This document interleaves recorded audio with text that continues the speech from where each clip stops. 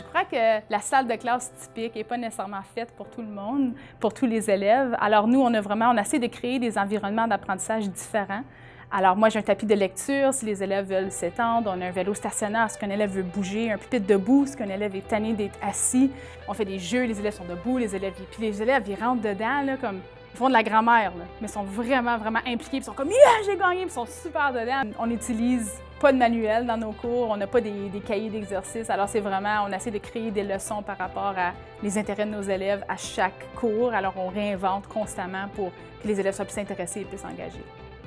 À cette école, on s'apprête à développer l'état d'esprit d'innovation. Ça permet à nos élèves de persévérer dans leurs défis. Ça permet à nos élèves de trouver des solutions créatives et innovatrices par rapport à une situation quelconque.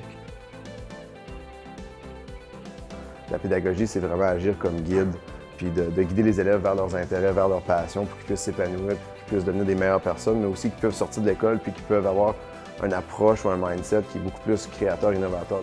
Ma philosophie de base, c'est que l'élève doit être au cœur et au centre de son apprentissage. Moi, je donne très rarement des solutions au tableau. Il faut que les solutions viennent des élèves. Je trouve que notre approche est différente parce qu'elle est très personnalisée pour chaque élève, puis on peut se permettre de faire ça parce qu'on est tellement une petite école puis on a tellement des petites classes. La nouvelle approche, de ce que j'ai vu jusqu'à présent, ça fonctionne bien. Les jeunes sont engagés, puis aussi les résultats finaux sont meilleurs qu'ils étaient dans le passé.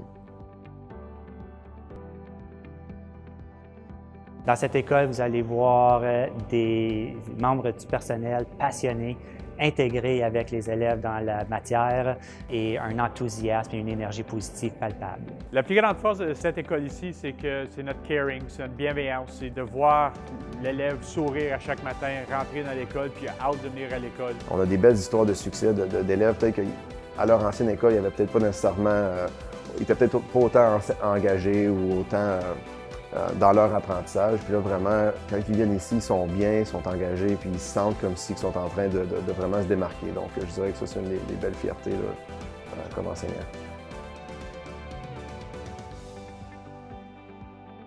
Ma relation avec mes enseignants, c'est que je trouve qu'ils m'aident beaucoup comme quand je suis stressée ou j'ai beaucoup d'anxiété.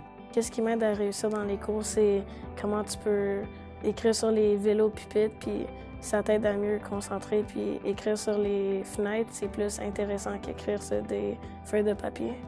Dans les autres écoles, c'était des super grosses classes, puis ici, c'est des petites classes, alors on est capable de mieux comprendre ce que le prof nous enseigne. La première journée, quand je suis arrivée, c'était stressant, mais les profs me disaient que c'était super facile à se faire des amis parce que tout le monde semble bien comme accueillant.